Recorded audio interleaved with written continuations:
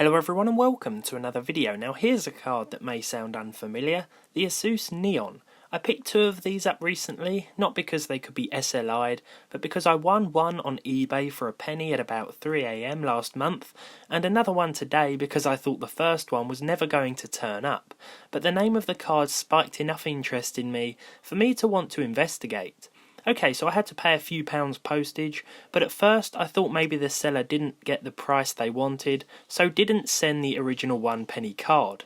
Now that it arrived, I'm stuck with two of them, and I thought why not see if this thing can play games. The first thing you'll notice is that this card is PCI-Express X1 compatible, and likely came from a small form factor HP system from back in the day, primarily used as more of a graphics adapter.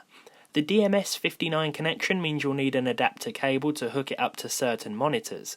Driver-wise, this card is compatible with Windows 10, which is convenient, and will run in pretty much any system considering its PCI Express X1 compatibility means it won't consume any more than 25 watts.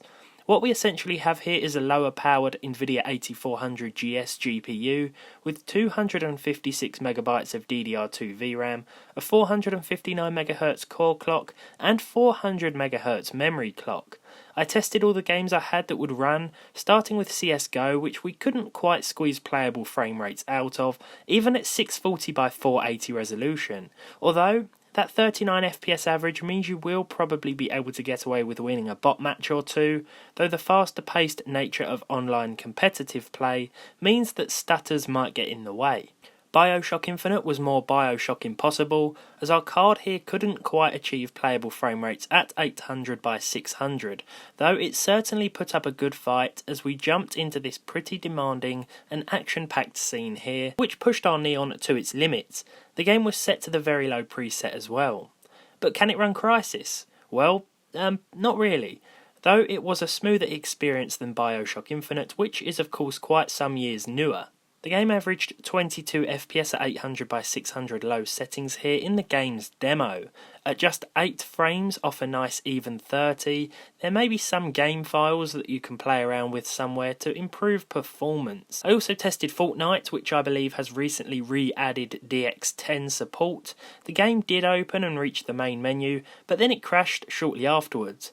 At this point I'd have to say I can see myself having more fun with a Chrysler Neon than an Asus Neon. But let's not give up all hope yet, because Fallout New Vegas ran just fine at 720p HD resolution with a mix of low and medium settings. Thanks to the wide open world, this game ran at above 30 frames per second on average most of the time, though you will see some slowdown as you venture into built-up town areas, especially New Vegas itself. Still, the performance increase over most of the other games is a nice improvement. Tony Hawk's Underground also ran superbly, this time with closer to 60 frames per second at 720p.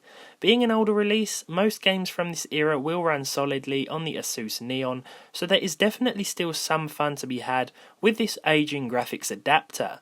There were a few moments of slowdown, but nothing that stopped me from pulling off some sick combos and reminiscing from my younger years where I sat and played this game almost every day. Finally, it's Far Cry 2. I ran the game in DX9 mode so that I could lower the settings even further, but didn't have much luck overall in seeing playable frame rates. Still, it's always fun finding cheap cards on eBay just to mess around with them, and taking time for more serious topics every now and then, and I hope you guys enjoyed it too. So, as always, if you liked this video, leave a like on it down below. If you didn't, leave a dislike. Subscribe to the channel if you haven't done so already, and hopefully I'll see you all in the next video.